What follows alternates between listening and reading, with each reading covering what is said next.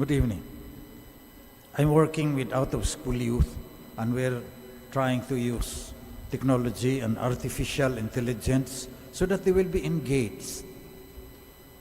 And we found out that in order to learn, the dopamine in your brain has to be released.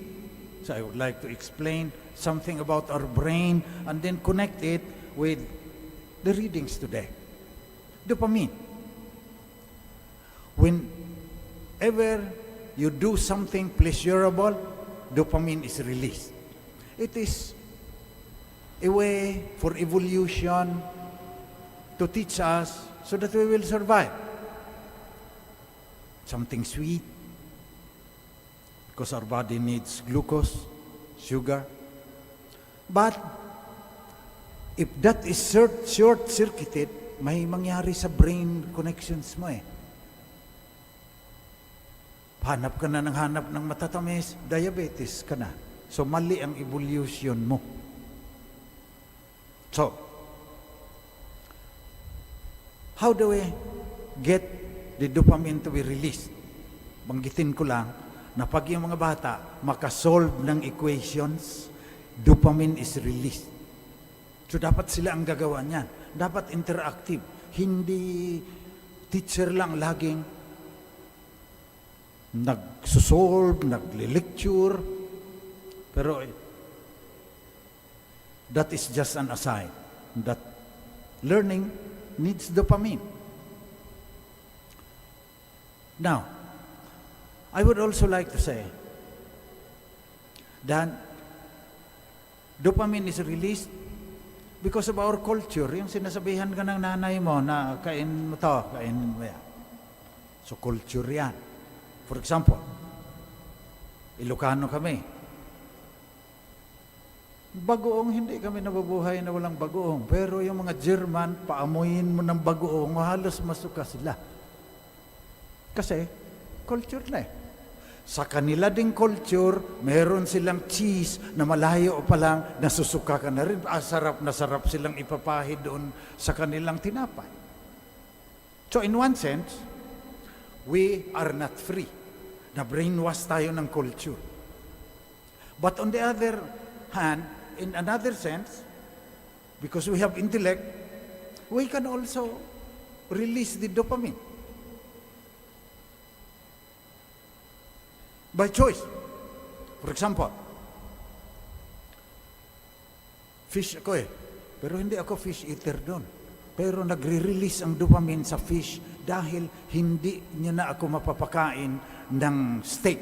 Kahit anong mahal pa yung wagyu. Dahil binrainwash ko yung sarili ko na yan. Gustong-gusto ko pa nung una man yan nung nag-aral ako sa Rome. Ang sarap nung steak na may isang basong Bordeaux na red wine. Kaya lang, for many years, I told myself, nagkaklag yung brain mo, kakain kanyang steak na yan. Kaklag ang heart mo.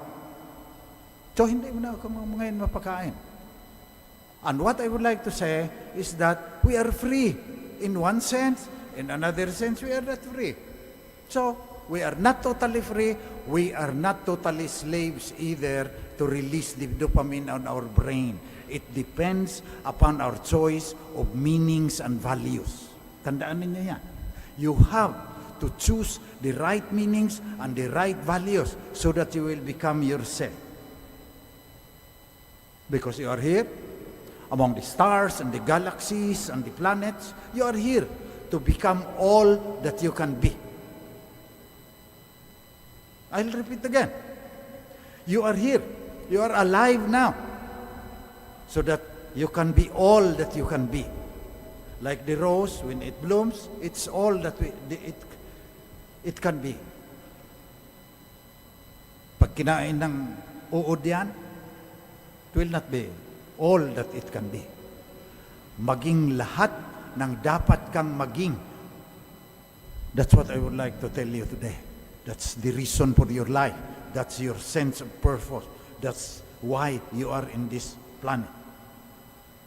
So you have to choose the right meanings and values, because if you choose wrongly, you will not become all that you can be. Para kang rose na kinain ng uod. Hindi ka nakabulaklak. Hindi ba nakakatakot yan? Itong tao ngayon sa parabol, parang rose na kinain ng uod yung kaniyang pagkatao dahil mali ang kaniyang values. He stored up treasures for himself but was not rich in what matters to God. Bakit? Na-brainwash din niya yung sarili niya eh. Na yung dopamine ma-release because he had so many good things stored up for many years. Rest, eat, drink, and be merry. That's what he told himself. But God said to him, "You fool, this night your life will be demanded of you. And the things you have prepared, to whom will belong?" So pinag-iisip tayo ngayon. Ano bang meaning and values pipiliin mo so that you can be all that you can be? Punta tayo sa first reading, St. Paul's letter to the Romans, chapter 4. Abraham did not doubt God's promise.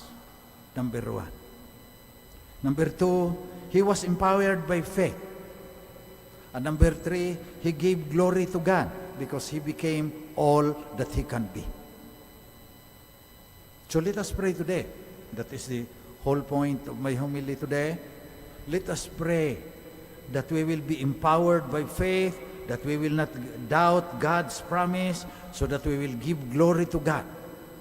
Because as I said, you have to be all that you can be. You have to be fully alive. John 10:10. Because Saint Irenaeus said, a man fully alive is God's glory. So we give glory to God if we become all that we can be. Para tayong mga rosas na namukadkad.